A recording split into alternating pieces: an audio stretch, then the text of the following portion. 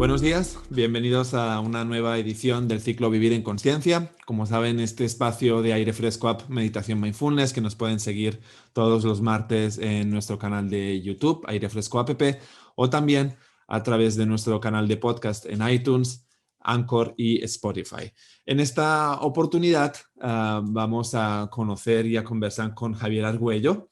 Él es un escritor argentino, nacido en Chile, actualmente residente en Barcelona, pero su vida ha transcurrido también entre viajes e ideas en muchas otras partes del mundo y tendremos la oportunidad hoy de saber un poco más sobre él y sobre su familia. Javier, muchísimas gracias por aceptar la invitación.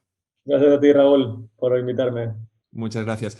Javier, no hace mucho sacaste este nuevo libro, Ser Rojo, que he tenido la oportunidad de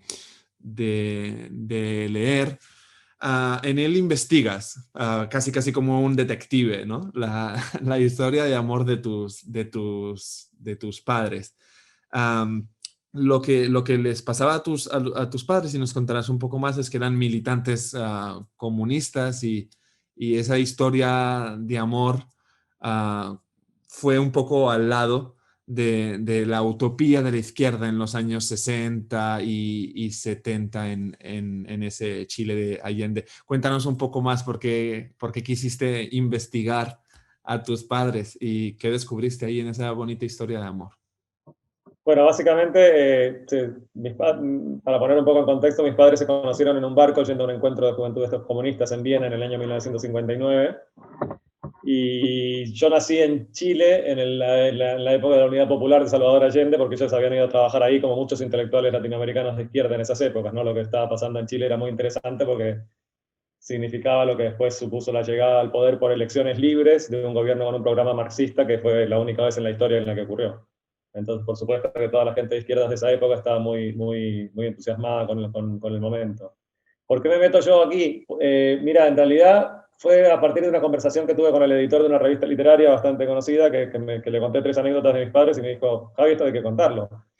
Yo no sabía muy bien cómo contarlo, pero dije, mira, es una linda excusa para sentarme con mis padres y hacerles todas las preguntas que uno siempre tiene pendientes de hacer a los padres. Me parecía que era una buena excusa y después ya veríamos en qué terminaba. Y lo que hicimos fue justamente esto. Nos sentamos primero con mi padre, después con mi madre. Fue por separado, digamos, para tener charlas uno a uno con cada uno.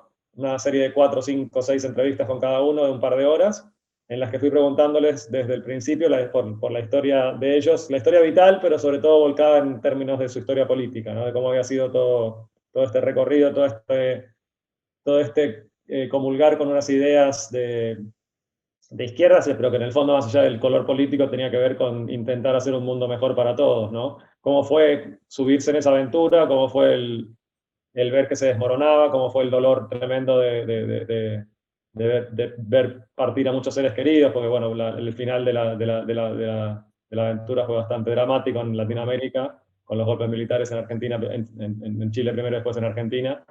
Y bueno, nosotros estuvimos muy viviéndolo, sobre todo mis padres. Yo era muy pequeñito, yo nací en Chile en el 72 y en el 73 fue el golpe de Pinochet, nos tuvimos que ir, después nos tuvimos que ir de Argentina también, pero lo vivimos un poco muy de primera mano, sobre todo ellos, ¿no? Entonces era una linda manera de contar a partir de la vida de una persona, o dos, en este caso de 2 personas particulares, una historia que de alguna manera abarca gran parte de las ideologías revolucionarias del siglo XX, ¿no?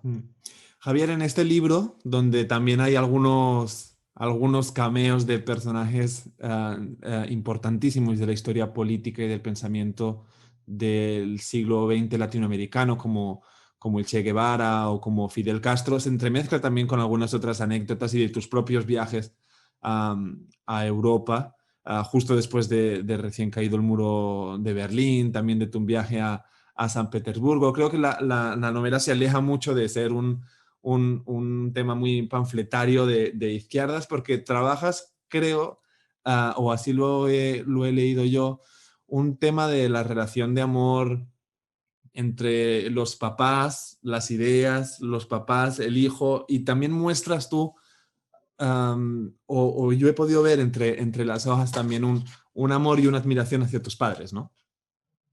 Sí, sí, no era la idea, o sea, no fue el objetivo inicial, pero sí que creo que resultó siendo una especie de homenaje a la historia de 2 personas bueno, que por supuesto quiero mucho, pero que aparte en una experiencia como esta en la que los entrevistas largamente y empiezas a tratar de entenderlos como seres humanos, tomas una cierta distancia de tu papá y tu mamá y justamente al entenderlos como seres humanos más que como mis padres, me parece que sí que hay algunas cosas bastante admirables en la biografía, que no solo de ellos, digamos, de un montón de gente que en una época se la jugó bastante por ideas en las que creía, cosa que me parece que está un poquito pasado de moda. Me parece que hoy tratamos de buscar seguridad y si nos arriesgamos es un poquito y con una red de contención por si nos llegamos a caer, ¿no? Sí, porque finalmente en esa época de Allende, en los 60 en Chile, digamos que tus padres sacrificaron gran parte de su seguridad personal incluso por un pro de un bien común. ¿Qué te contaron de ese momento, de esa gente que estaba dispuesta a darlo todo por unas ideas en común?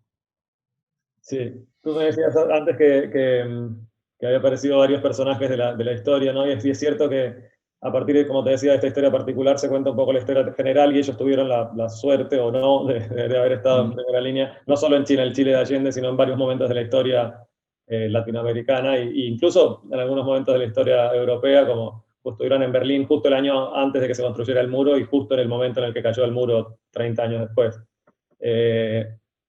Me decías qué me contaron de esa época. Bueno, sobre todo la idea que creo que está de fondo, por lo que me decías tú, que no te parecía partidista esta historia que yo narro en el libro y que creo que es verdad, es que ellos después de toda una larga vida, digamos, mi padre tiene 88 años, mi madre 80, y de haber vivido todos los matices de una búsqueda como esta, llegaron un poco a la conclusión de que el problema no estaba ni en la izquierda ni en la derecha, sino en cuestiones más profundas del ser humano mismo, que según me contaban ellos, y me parece que yo de alguna manera estaría de acuerdo, todavía no ha conseguido dar ese paso que me parece que venimos buscando hace muchos años o siglos, que es ser capaces de anteponer el bien común por sobre el interés individual. En ese sentido, sí que en la experiencia de ellos, de alguna manera, por lo menos en algunos episodios sí que ocurría, sí que la gente era capaz de anteponer una utopía, un sueño, un objetivo de todo un grupo humano por encima de la seguridad personal de cada uno, incluso en algunos momentos. Y me parece que ahí hay como una gran incógnita que que sigue flotando en el aire, ¿no? A partir de lo que se supone que fue el fracaso de las ideas de izquierda, eso quiere decir que el ser humano ya no puede aspirar a convertirse en algo mejor que en seres individuales que cada uno lucha por su propio bienestar. ¿Tenemos que renunciar a esa idea? ¿O todavía quedan esperanzas de que podamos hacerlo un poco mejor, aunque las formas sean distintas a aquellas que prefiguraron mis padres y los militantes de izquierda de los 60 y 70? ¿No? Javier, esa historia empieza en Chile y en el año 73, con el golpe de Estado de Allende, traspasa fronteras hacia Argentina. Cuéntanos qué sucede allí. Bueno, básicamente mis padres se fueron a vivir a Chile en el año 68. Se estaba como gestando lo que iba a ser la llegada al poder de la Unidad Popular de Salvador Allende. Fue un momento de una ilusión enorme porque, bueno, siempre habían soñado con la revolución socialista y esto, pero de golpe se había vuelto real, parecía en ese momento, ¿no? Y sin revolución, sin violencia, sin armas, se había conseguido llegar a ganar una elección con una coalición de partidos de izquierda, que era la Unidad Popular, y con una figura, con un líder, digamos, que era Salvador Allende, que era un tipo muy centrado y muy valioso, me parece a mí, con unas ideas bastante claras de cómo tenía que ir haciendo las cosas paso a paso, porque es muy difícil transformar una sociedad cualquiera en una sociedad socialista. Y claro, bueno, tuvo todas las complicaciones que se puede pensar que pueda llegar a tener un intento como ese, más algunas que no se podían llegar a esperar, y por una suma de cuestiones que tienen que ver con contradicciones internas entre los propios integrantes de esa coalición, intereses nacionales en Chile mismo que no tenían ganas de llevar a cabo el experimento, intereses extranjeros que, bueno, entre otras cosas, Allende nacionalizó las grandes riquezas de Chile, como era la minería, el cobre en particular. Había multinacionales a las que tuvo que quitárselo para hacer eso. Bueno, se conjugaron una serie de intereses locales e extranjeros como para hacer que ese experimento no pudiera llegar a su fin, ¿no? Como te digo, también había otras razones internas que tal vez, y charlando con mi padre me decía, si no hubiera sido por el golpe, esto tampoco hubiera prosperado. Era demasiado difícil, o por lo menos en ese primer intento no hubiera prosperado. Había demasiadas contradicciones internas y demasiadas dificultades que probablemente no se hubieran superado. No se pudo llegar a ver el final natural del proceso porque fue interrumpido.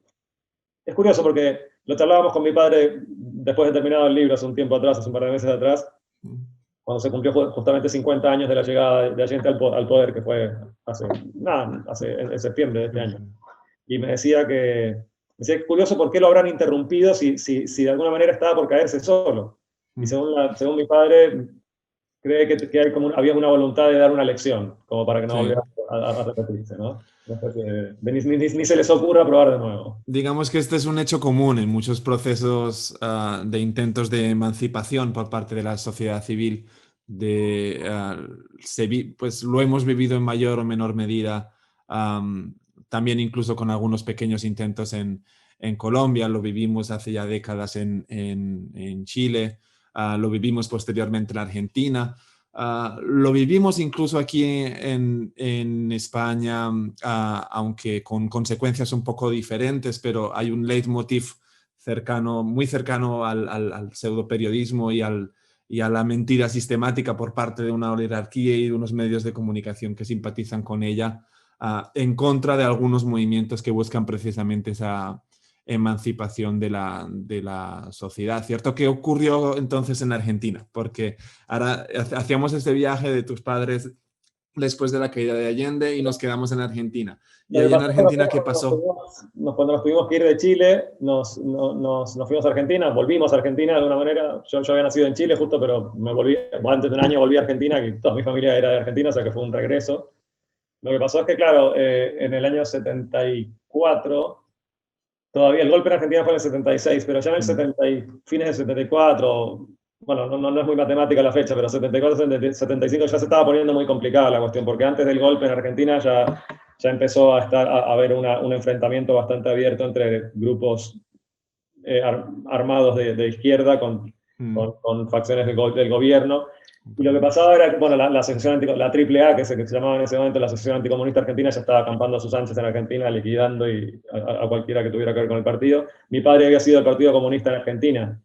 En Chile no. En Chile, por lo pronto, no estaban los registros del partido. Pero en Argentina sí, con lo cual ya nos empezamos a dar cuenta de que ahí se iba a complicar muchísimo la cosa también.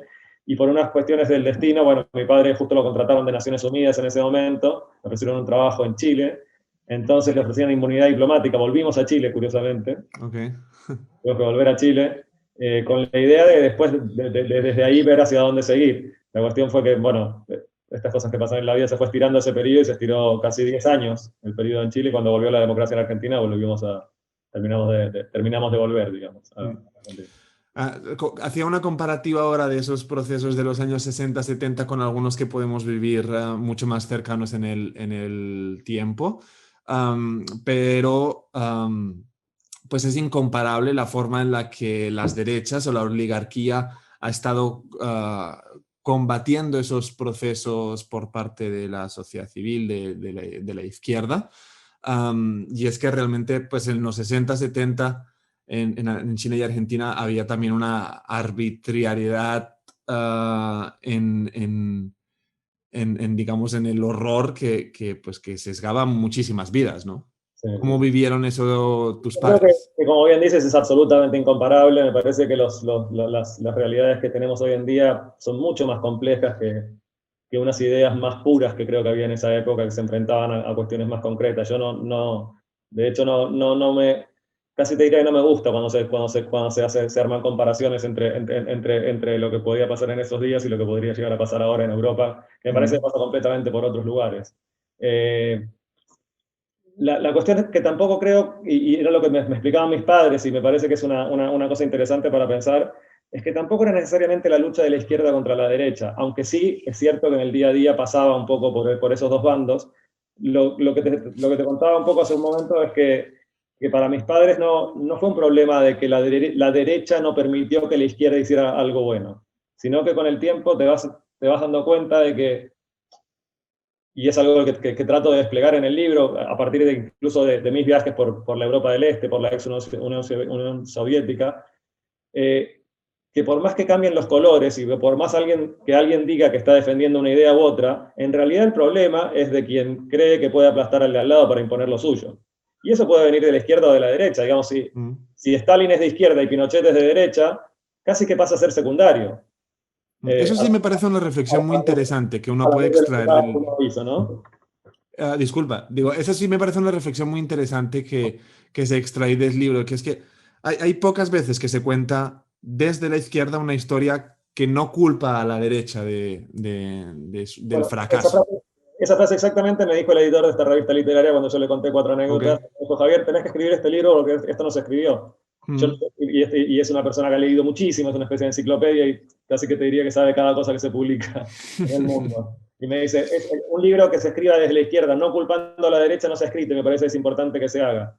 Eso fue un poco también la motivación inicial, el preguntarle a mis padres, ¿por qué ustedes no están rencorosos ni resentidos después de que se vieron que derrumbarse este sueño y perdieron a muchos seres queridos en el camino? Y la respuesta a grandes rasgos fue un poco esta, me dijeron, porque no tenemos con quién estarlo. No nos podemos enojar contra unos señores malos que son los que tienen la culpa del mundo. En el fondo, la culpa de que el mundo sea como es de los seres humanos en general, no de un grupito de seres humanos. Y hasta que no entendamos los seres humanos, y parece que nos cuesta mucho entenderlo, que no podemos salvarnos solos, que acá o lo arreglamos entre todos o nos hundimos todos juntos, esto no va a cambiar. Y si eso no cambia, podemos probar con sistemas socialistas, sistemas capitalistas, que van a seguir manifestando los mismos problemas. La falta de solidaridad, la falta de empatía, de objetivos comunes. Digamos, mientras no seamos capaces de dar ese pequeño salto, y en ese sentido creo que este ciclo al que me invitaste creo que va por ese camino, ¿no? Este pequeño salto de conciencia que en el fondo implica el pensar justamente que nadie se puede salvar solo, que o intentamos arreglar las cosas entre todos o nos vamos a hundir todos juntos. Los de izquierda, los de derecha, los musulmanes, los cristianos, los hombres, las mujeres, todos. Acá no se trata de estar culpando al bando de enfrente, digamos, sino de ver cómo hacemos entre todos para arreglar las cosas, para tratar de vivir un poco mejor. Javier, ¿en qué momento de la novela tus padres, o en qué momento de la historia tus padres, tu madre creo que es, coincide con el Che? ¿Qué ocurre allí? Con el Che o con Fidel, no recuerdo muy bien ahora en este pasaje.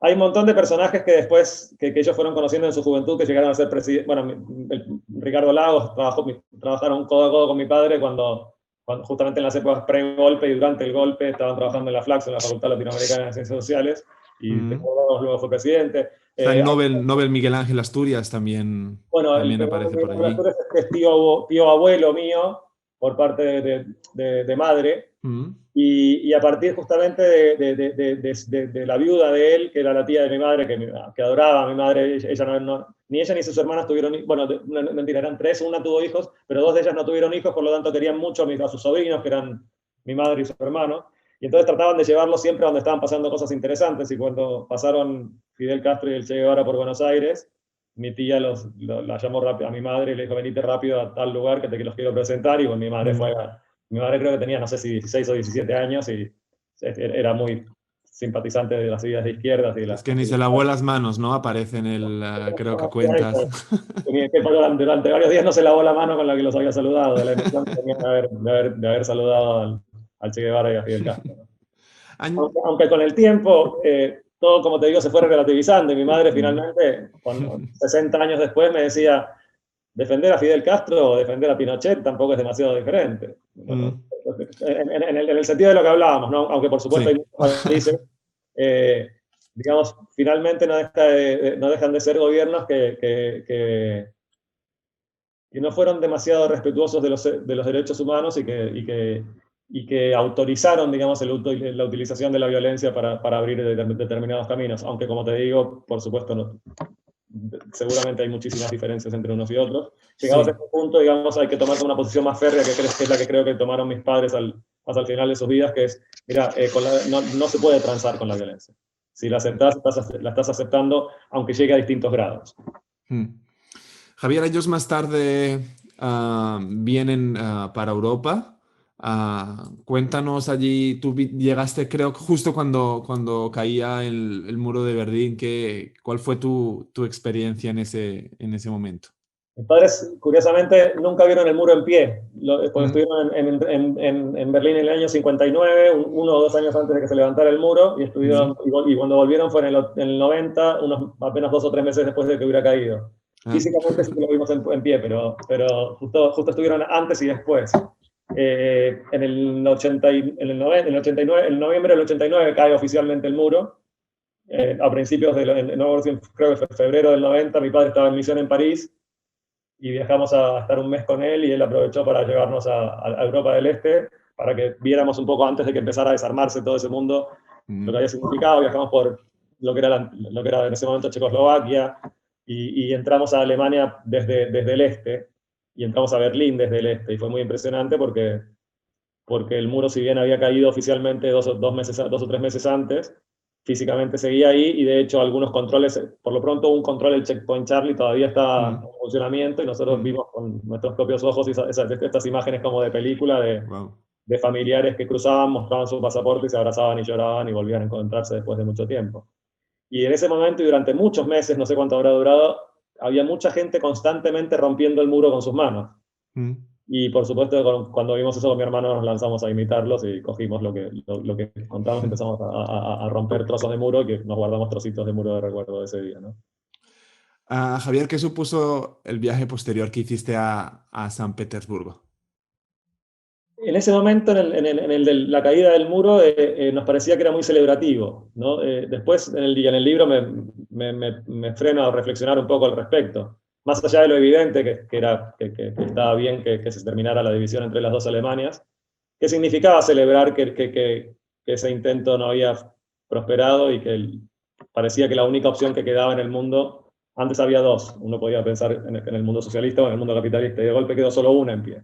En Mm. ese momento lo celebrábamos mucho. No sé, años A, no sé si era un triunfo lo que estábamos celebrando.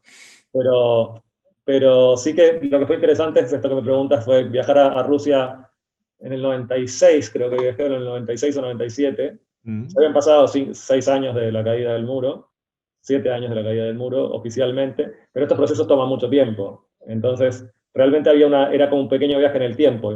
Uno, al cruzar hacia el otro lado, hacia el este, de alguna manera todavía sentía lo que te digo, que se vivía en una época más cercana a lo que fue el periodo soviético, Mm. que a la Europa O sea, moderna. te das cuenta que no había habido una evolución, que no había que no habían cambiado Estaba muchas viéndola, cosas. estaba viéndola, y era muy interesante ver cómo se iba produciendo poco a poco esa transformación, ¿no? Que tenían grandes esperanzas en lo que venía, grandes temores en lo que venía, creo que las dos Mm. cuestiones bien fundadas. Pero sobre todo, para contártelo, te puedo contar solo una anécdota de ese Mm. viaje, que fue la que más me marcó. Que yo salí en tren de San Petersburgo para ir a Hungría, a visitar a unos amigos en Hungría. Nunca llegué porque no tenía ciertas visas que se necesitaban para cruzar Checoslovaquia, Mm. perdón, Ucrania y Bielorrusia. Por lo tanto, me detuvieron en Ucrania, me mandaron a... Pero bueno, más allá de esa anécdota en particular, en ese tren conocí una chica que se llamaba Ana, que me contó un poco la experiencia de su familia durante la época stalinista, que su abuelo, por escribir un libro de química y no pasar por los canales oficiales del régimen, lo habían deportado a los campos de concentración, y había muerto toda su familia, su Mm. abuelo, su abuela y todos los hijos de ellos, salvo el padre de esta chica y un tío que se había ido a Hungría. En este momento ella estaba viajando a Hungría en tren a visitar a esa parte de su familia que había escapado a Hungría. Pero sobre todo lo que me impresionó mucho fue que en un momento me dijo que el año pasado había habido elecciones, y que el candidato comunista había sacado el 43% de los votos, creo, que habían pasado mucho miedo frente a la posibilidad de que volviera el comunismo. Y esa Mm. frase, que para mí suena tan fuerte, dicha también en Sí, Argentina o en Chile, significaba exactamente lo contrario en este lugar. pues Esta chica, cuando decía tenemos miedo de que vuelva el comunismo, estaba diciendo tenemos miedo de que vuelva el gobierno autoritario claro. que cometió las atrocidades que cometió. Si esa frase se pronunciaba en Argentina o en Chile, significaba justamente la hubiera Ah, pronunciado alguien que lo apoyaba al contrario. gobierno totalitario que cometió las atrocidades que cometió. Entonces, ese Mm. diálogo para mí fue muy revelador, fue un poco lo que hablábamos en un momento, ¿no? En ese diálogo fue cuando se me encendió la lamparita y dije, no importa nada cuáles son los colores que se dicen defender, lo que importa son las acciones. Digo, confundimos mucho la justificación con la causa. Si Mm. yo digo que hago determinadas cosas y la justifico diciendo que lo hago en nombre de no sé qué, parece que la causa fuera ese no sé qué, y no. La justificación es simplemente eso, una justificación que me inventé. Yo lo puedo hacer en nombre del socialismo, en nombre de una religión, en nombre de un grupo, en nombre de lo que sea. Pero la causa no es esa. La causa es que yo soy alguien que cree que tiene derecho a hacerlo. Y eso pasa por cuestiones más personales que ideológicas, digamos. Javier, tus padres actualmente resides en Barcelona.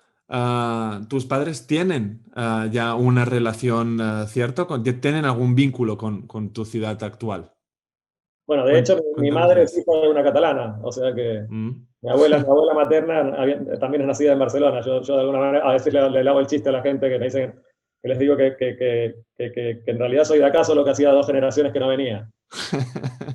Porque, bueno, sabes que en Latinoamérica pasa mucho, pero en Argentina creo que en particular somos muy descendientes de inmigrantes. Yo digo, Sí. no conozco ningún amigo mío que tenga sus 4 abuelos argentinos. Yo por lo pronto tengo una abuela catalana, un abuelo asturiano, una abuela del sur de Italia y un descendiente de mallorquines.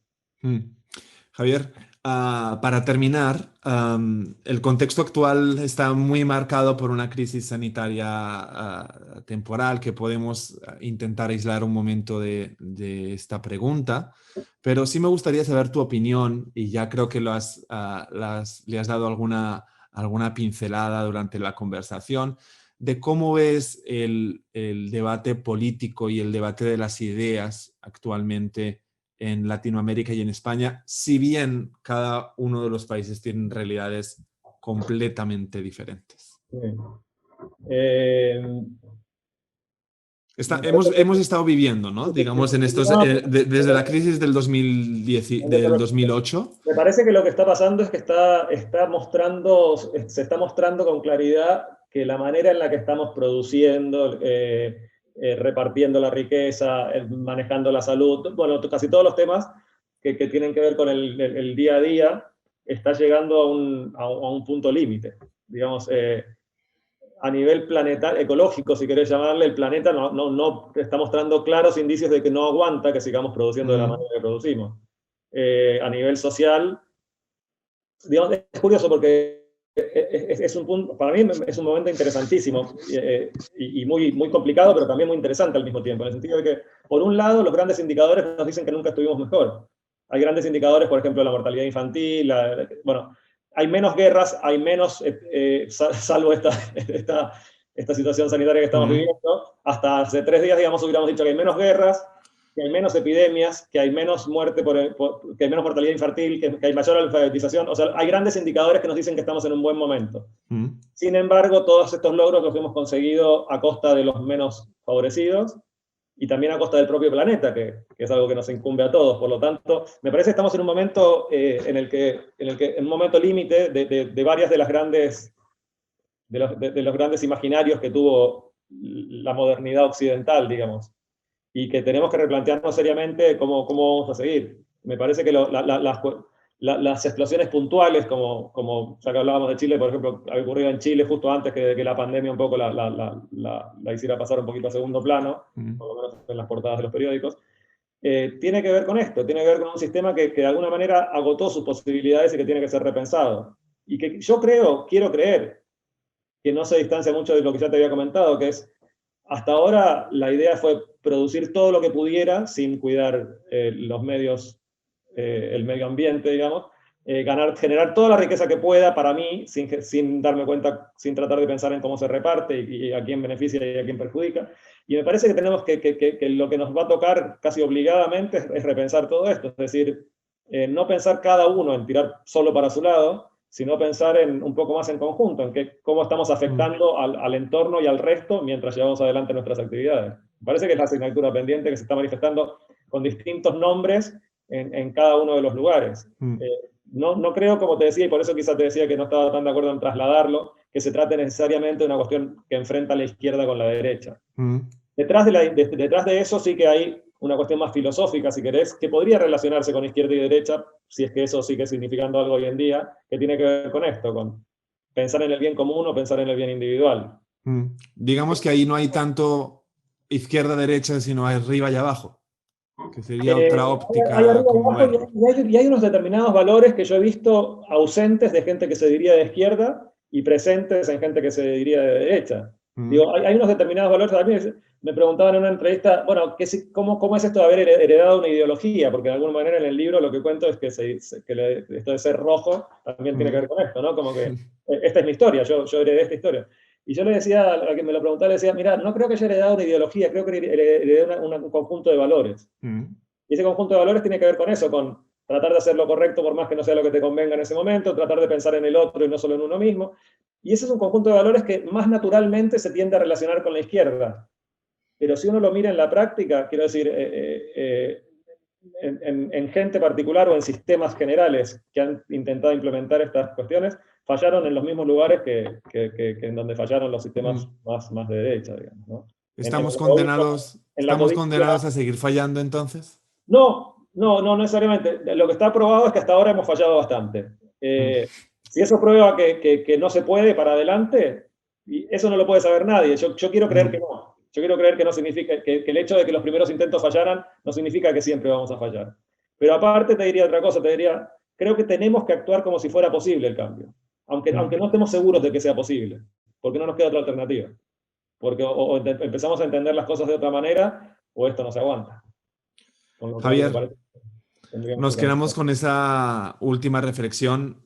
Recomendar a todos que lean este libro. Me parece que es yo lo he interpretado como una forma pues de un amor bidireccional entre padres, hijos, hijos y padres.